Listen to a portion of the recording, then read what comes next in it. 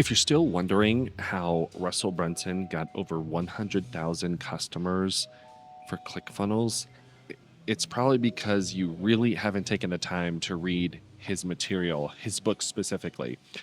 I've owned Russell's books for many years, and I've been recently going back through his Traffic Secrets book. If you haven't picked up this book yet, I highly encourage you do that. I'll put a link in the description so you can get a free copy. And I want to bring up a very valuable point that I also share, that I got from Russell, that I share with all my clients that I work with.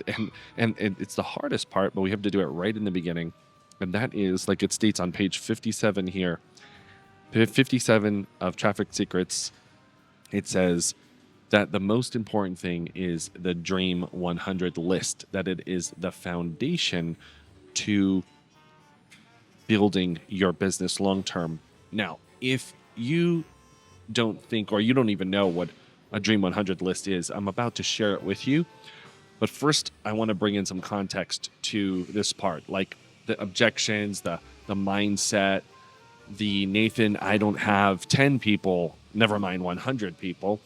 Because the reality is you're going to meet and need more than 100 people. I'll get into that in just a second, but I want to first start off with, I want to take you back to my days of network marketing. And I'm going to share with you a strategy that I used that helped me build my Dream 100 lists to Dream 2,000 and 3,000 lists and more.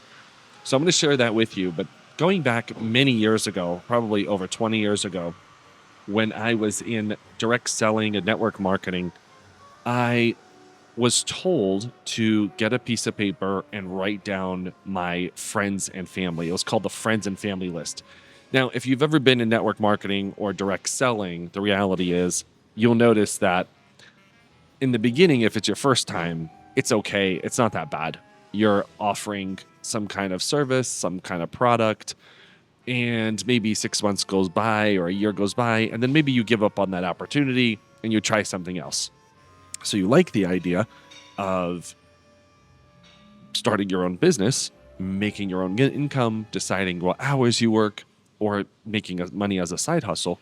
However, you, for some reason, jump into another opportunity because maybe that first one didn't work. Well, guess what? The next opportunity says, make another friends and family list. So there you are, back into your friends and family, telling them about another great product and another great service that you're with now. The other company was this or that, and now you're back with now you're with this new company, whatever it is, right?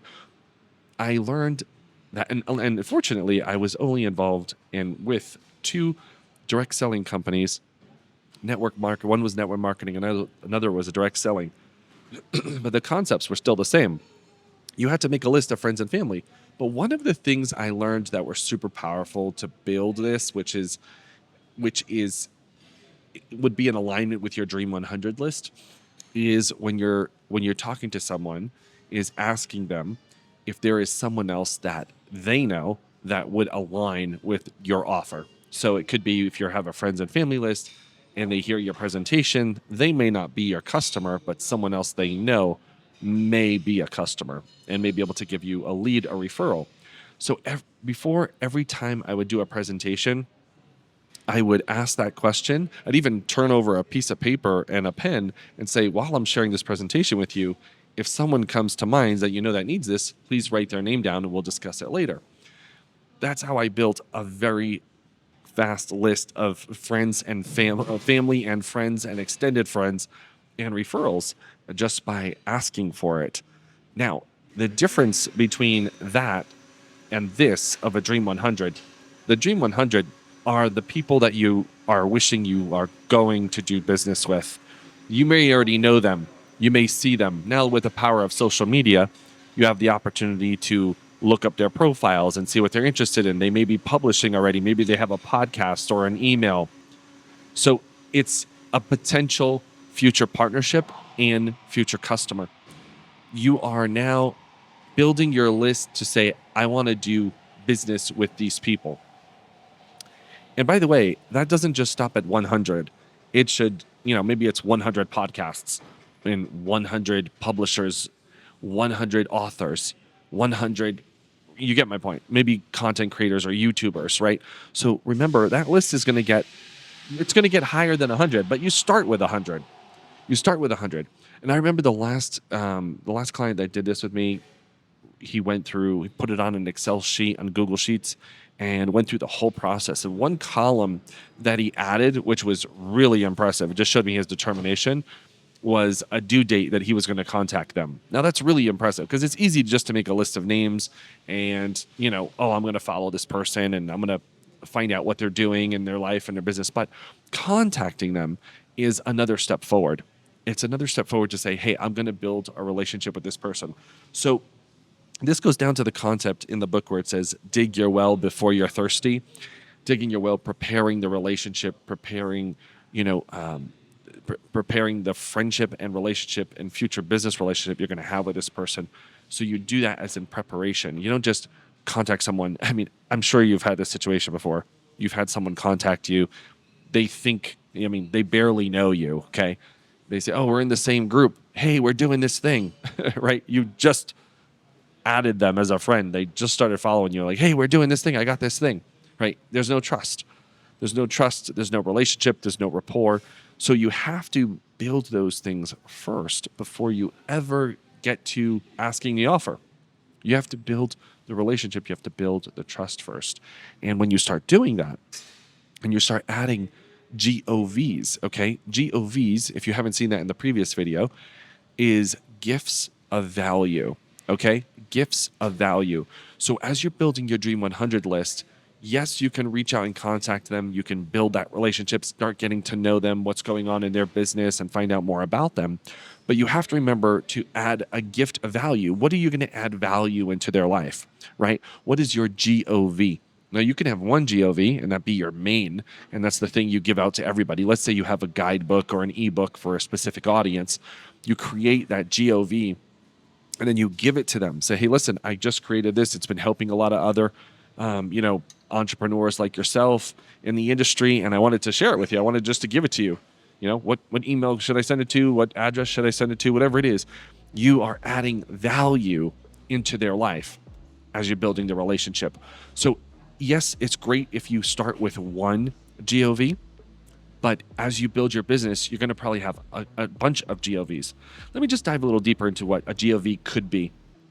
A GOV can be as easy as recording a video, could be a specific podcast, could be a specific guidebook that you put together. It could be a combination of resources. One time as a GOV, I put together a top 10 list that would help my clients really jumpstart their real estate investing business. And let me tell you, that just those 10 links gave them so much value because now they had a sense of direction, they had a path, they knew what they were doing.